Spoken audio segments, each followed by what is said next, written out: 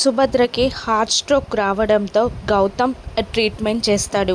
Treatment తర్వాత Subhadra pulse check చేస్తూ ఇప్పుడు ఎలా ఉందమ్మా అని అడుగుతుంటే సుభద్ర సమాధానం చెప్పకుండా సైలెంట్గా తన చెయ్యిని లాక్కుంటుంది. అహల్య మాత్రం చూసారా మేడం, మీకు గుండె నొప్పి వస్తే మీరు గౌతమ్ గారితో ట్రీట్మెంట్ చేయించుకోను అంటే ఆయన ట్రీట్మెంట్ చేసి చిటికలో మీ గుండె నొప్పి ఎలా తగ్గించారో చూసారా మేడం అని అడుగుతూ ఉండగా ఏమండి అని అర్జున్ ప్రసాద్ని పిలిచి ఏదో విషయం చెప్తుంది సుభద్ర. ఇక అర్జున్ ప్రసాద్ పైకి లేచి ఒక నోట్ల కట్టని గౌతమ్కి ఇస్తాడు.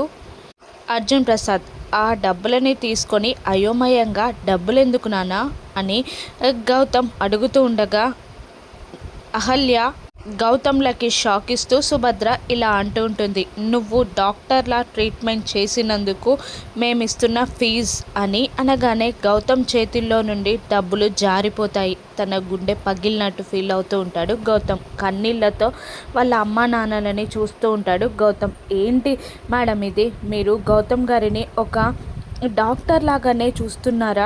ఆయన ఎంత కష్టపడి మీకు ట్రీట్మెంట్ చేశారు, మీరు ఇలా అవమానించడం కరెక్ట్ కాదు.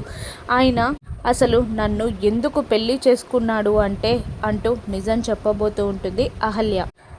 ఆయన ఇన్ని అవమానాలు పడడానికి కారణం నేనే, ఆయన నన్ను పెళ్లి చేసుకోవడానికి కారణం అంటూ నిజం చెప్తూ ఉంటుంది అహల్య. గౌతమ్ షాక్లో అలా చూస్తూ ఉండిపోతాడు. అహల్య నిజంగానే నిజం చెప్పేసిందా? ఇప్పుడు అహల్య పరిస్థితి ఏంటి?